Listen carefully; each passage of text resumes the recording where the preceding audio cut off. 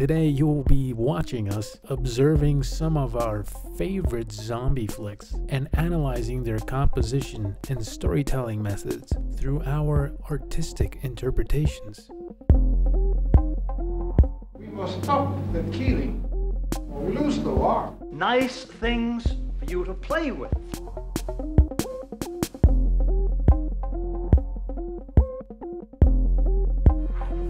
We enjoy watching a wide variety of horror films, but our hearts really rest in the zombie genre.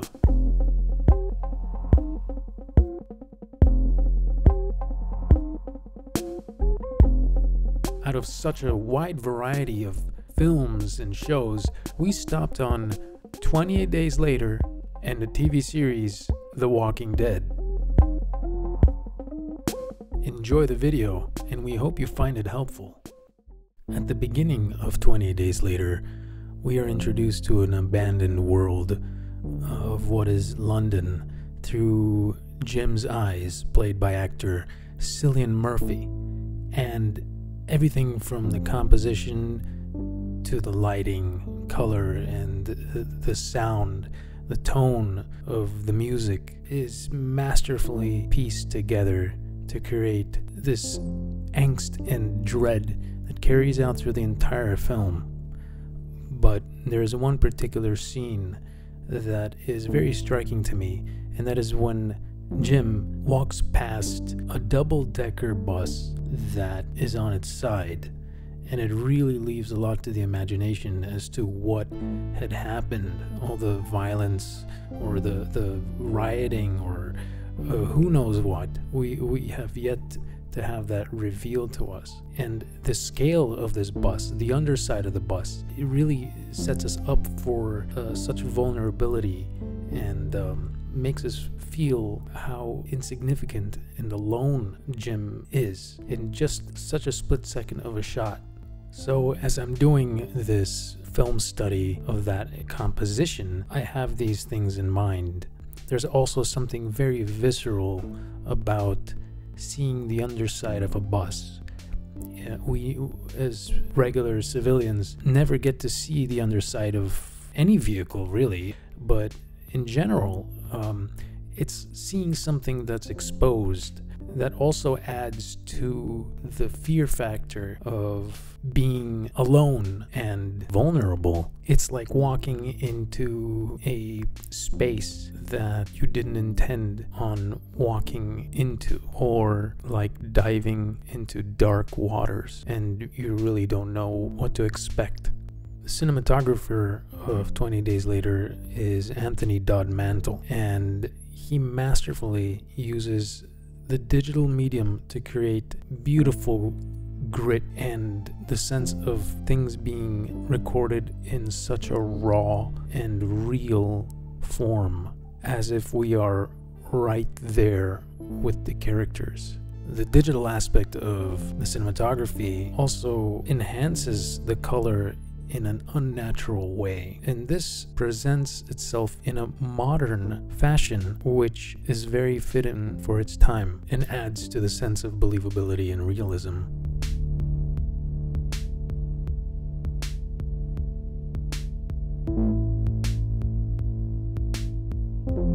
A little further down into the film, we're introduced to new characters which we grow attached to throughout the story, and in this particular moment they are debating of what their next plan of action should be, and we experience them opening up to each other in a way and sharing their weaknesses and vulnerability to one another, which draws us in closer to their characters and who they are as true human beings. It really is a very powerful moment that makes us as viewers love them even more, and we're rooting for them and we want them to succeed. There's a particular shot and composition in this very moment that is very surreal in its graphic nature and the way it's lit and the way it's composed. It's as if they are being thrown into the jungle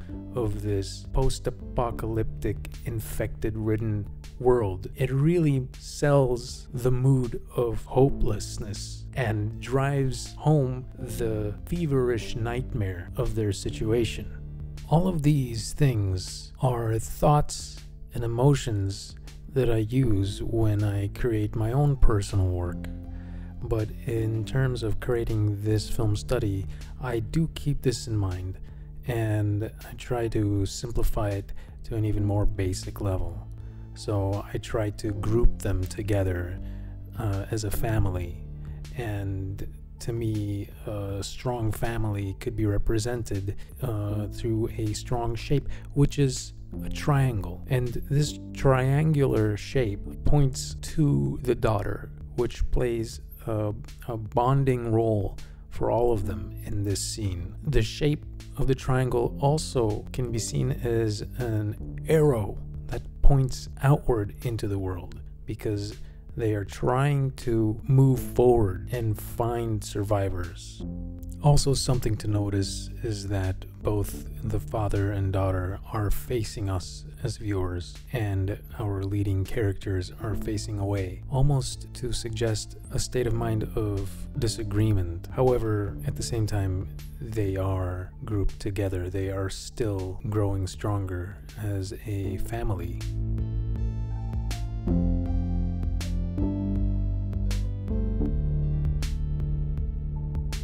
In this scene, we pick up right where we left off, and we see the characters journey on together through this treacherous world. And in this film, I must say, director Danny Boyle really explores the depths of the human condition and opens it up to us in a very honest and real way.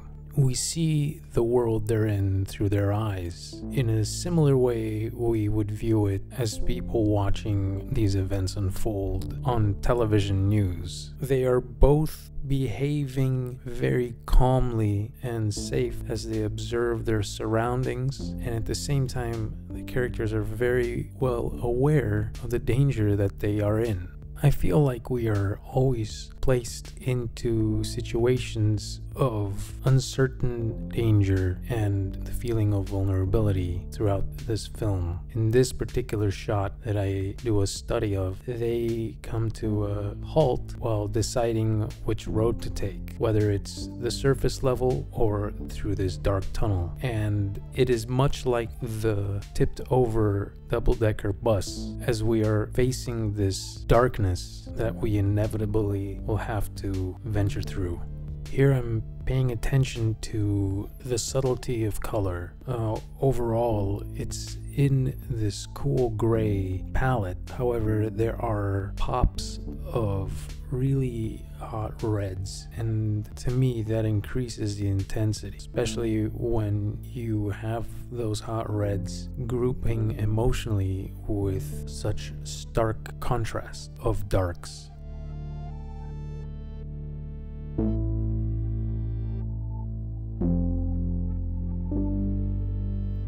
In this moment,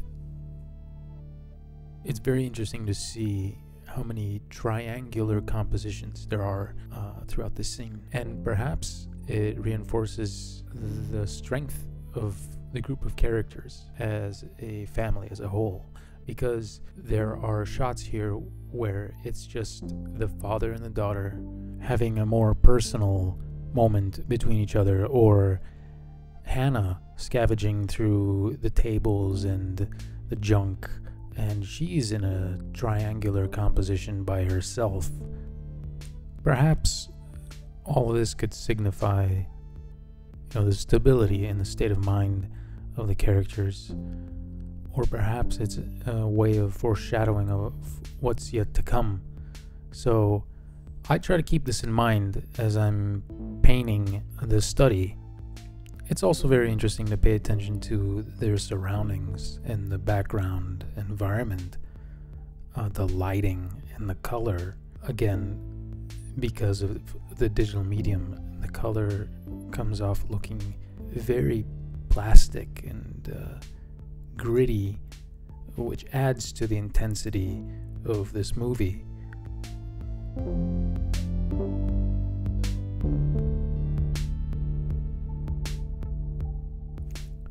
This film's take on the zombie genre is very unique.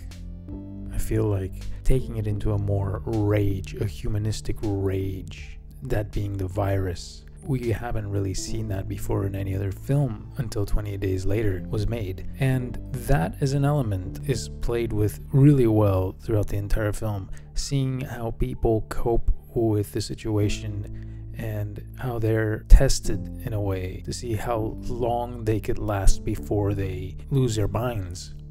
In this scene, it's interesting to see the strongest character lose his cool, and you really get a vulnerable and hopeless feeling because of it. And there's one particular shot that is quite haunting and bleak without it needing to have any type of violence or gore or intense visual aspects to convey that. It's this exact shot here where the father is by himself, and it's a frame within a frame. However, it's split and you can only piece together what he must be feeling, what he must be thinking, because his world right now is isolated. He is in the dark. He's away from his friends and his family, from his daughter, and he's trying to salvage and save the situation, really. He's desperately looking for something better, but he's coming to the reality that there isn't anything better for him here, or anywhere else for that matter.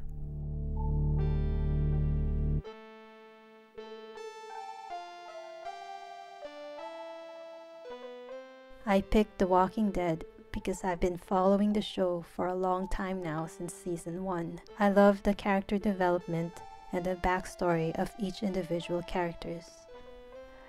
Now let's begin. So it starts with two important things: food, the main character in the scene. This is the establishing shot, using the vertical trees and bushes, framing the main character, Morgan, the protagonist. It is a very peaceful and quiet mood, which reflects what the character is feeling at this moment. A subject pops into frame, and the way he pops in is very intrusive and threatening. Looks good. The trunk of the tree frames the gun. Hi. Hello? Oh, you can lower that. The dollying in motion brings out a feeling of intrigue and curiosity, wanting to move closer to hear what's going on and to know what's gonna happen. What's the W for? Here, a medium shot was chosen to reveal the antagonist, his facial expression, and a closer look of the gun, and emphasize the W on his forehead. That will show what kind of character the protagonist is up against. You know, the first settlers here, they put bounties on wolves' heads. Brought the natives into it. Made them hunt them. Didn't take them too long to kill them all. They're back now. Cuts to the protagonist, and his goal here is to try to connect with a human being. Regardless of the dangerous situation, he is trying to soften his heart and find goodness. Thoughts? Everything gets a return. You shitting me? No, I shit you not. The cue of laughter makes the moment more playful and cheerful. The characters have loosened up, which is why it turns into a wide shot to make the characters seem less uptight, which gives more breathing room to the frame. I like this. Just talking. I don't get to meet new people very often. Now this frame definitely has no aggressive elements, It's more friendly and intimate with caution. You don't even see the gun in the frame, like he has put his guard down and allow openness. It's like two friends enjoying their camping trip, sharing stories around the campfire. The immoral intentions are left behind at this moment. It's different. It's not like meeting like this as equals. Little chats in front of a fire with a stranger. That's the closest thing to movies now.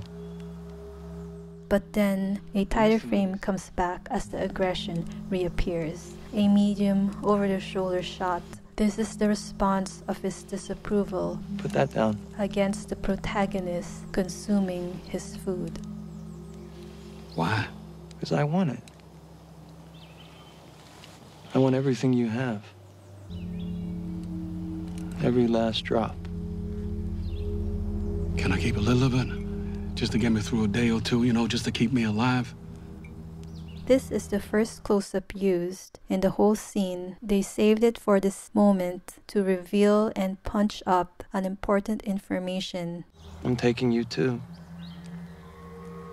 And you're not exactly gonna be alive. This reaction shot lingers on the protagonist, so we could follow closely what his response will be towards the threat.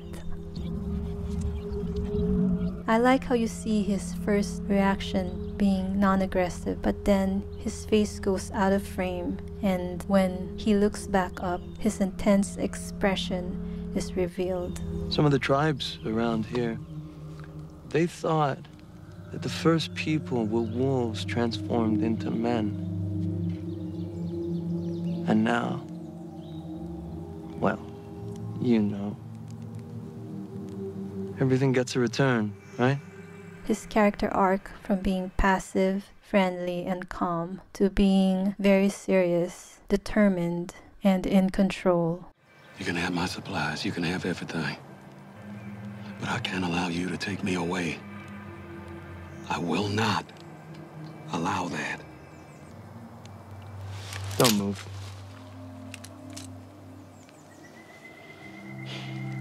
Just be still.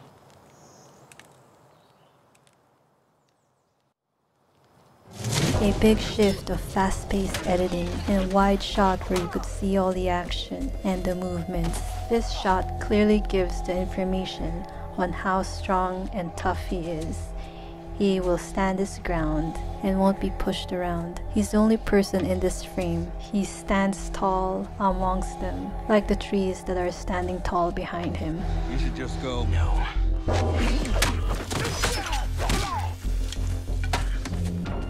Just go, please.